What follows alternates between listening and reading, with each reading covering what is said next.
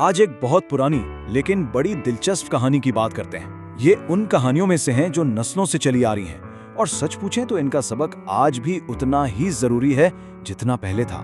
तो हाँ, ये कहानी हमारे लोक अदब से निकली है, मतलब बहुत गहरी जड़ें हैं उसकी। और देखने में कोई भी कहेगा कि भाई ये तो बड़ी सीधी सादी सी कहानी है, लेकिन असल मजा, असल ताकत उसकी इसी सादगी में छुपी है। अच्छा, तो इस कहानी में है कौन कौन? एक लड़का है, उसकी एक शरारत है और एक झोंपड़ी जो मच्छरों से भरी हुई है। हाँ, सुनने में थोड़ा अजीब लग रहा होगा ना, है ना?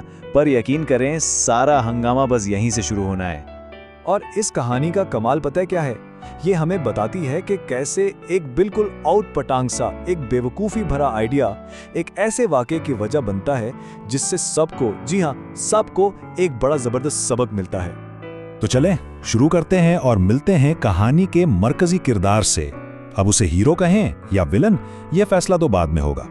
तो जनाब, ये है बुद्धू, एक छोटे से गांव में रहने वाले गरीब किसान का बेटा। अब असल नाम तो अल्लाह जाने क्या था, पर इसकी हरकतें ऐसी थीं कि सारा गांव उसे बुद्धू कहकर ही बुलाता था। और करता क्या था ये? सारा दिन आवारा फिरना, नई नई शरारतें सोचना और हर वक्त हाथ में गलील, बस परिंदों को निशाना बनाता रहता था। सीधे लफ्जों में पूरे गांव के लिए एक चलता फिरता मसला था।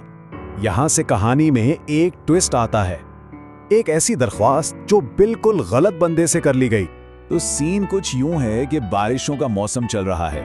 गांव में एक बूढ़ी अम्मा है, नानी माधो, और वो अपनी छोटी सी झोपड़ी में मच्छरों से सख्त परेशान है। मतलब मच्छरों ने उनका जीना हराम किया हुआ है, न दिन को चैन न रात को नींद। अब इसी बेबसी में वो किसे आवाज देती हैं मदद के लिए? जी हाँ, बुद्धू को। जरा इनकी सादगी तो देखें। कहती हैं, अरे बुद्धू बेटा, किसी तरह इन मच्छरों से जान छुड़वा दे मेरी। उन्हें शायद बिल्कुल अंदाजा नहीं था कि वो मदद मांगने के लिए गांव के सबसे गलत आदमी के पास चली गई हैं।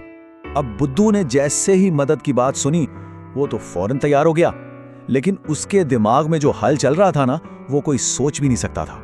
तो जनाब, बुद्धू का मास्टर प्लान सुनिए। स्टेप 1, कहीं से मिट्टी का तेल ढूंढो। स्टेप 2, झोंपड़ी के अंदर हर जगह अच्छी तरह छिड़क दो।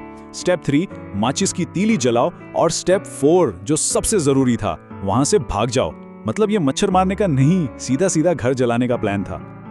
और फिर वही हुआ जिसका डर था। झोंपड़ी से आग के शोले उठे और साथ ही नानी माधो की चीखें गूंजने लगीं। हाय, मैं लुट गई, मैं तो बर्बाद हो गई, अरे कमबख्त, तूने मेरी झोंपड़ी को आग लगा दी। उनकी आवाज में जो दुख और बेबसी थी, वो सब कुछ बयान कर रही थी। तो अब बात बुद्धू की शरारत से आगे बढ़ चुकी थी।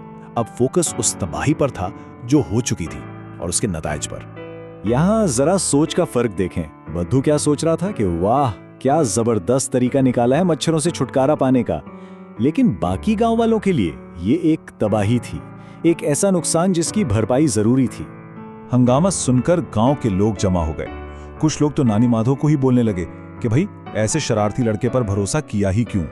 लेकिन भीड़ में एक समझदार शख्स भी था जिसने कहा कि अब सीधा बुद्धू के बाप के पास चलते हैं और इस नुकसान का हिसाब मांगते हैं। तो बस फिर क्या होना था?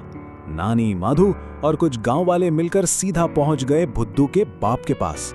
और ये वो लम्हा था जब एक बच्चे की शरारत का हिसाब पूरे खानदान को देना पड़ रहा था। तो अब देखते हैं कि जब ये सारी बात बुद्धू के वालिद तक पहुंची तो फिर हुआ क्या और इस सबसे असल सबक क्या निकला।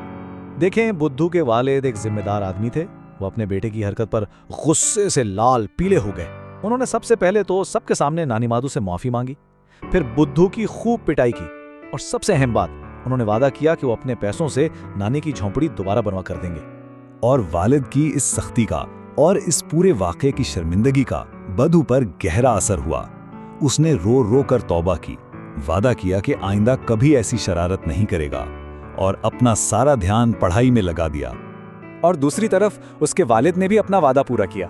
उन्होंने नानी माधो के लिए ना सिर्फ एक नई बल्कि पहले से बेहतर झोंपड़ी बनवाई। इसमें घर का सारा जरूरी सामान भी रखवाया और ऊपर से कुछ पैसे भी दिए ताकि उनके नुकसान का पूरी तरह इजाला हो सके।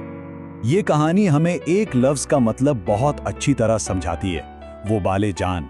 इसका मतलब है जिंदगी का अजाब, कोई ऐसा शख्स जो दूसरों के लिए मुसीबत बन जाए। और बुद्धू अपनी हरकतों की वजह से सबके लिए वाकई वो बाले जान बना हुआ था। और यही इस कहानी का असल सबक है, इसका निचोड़।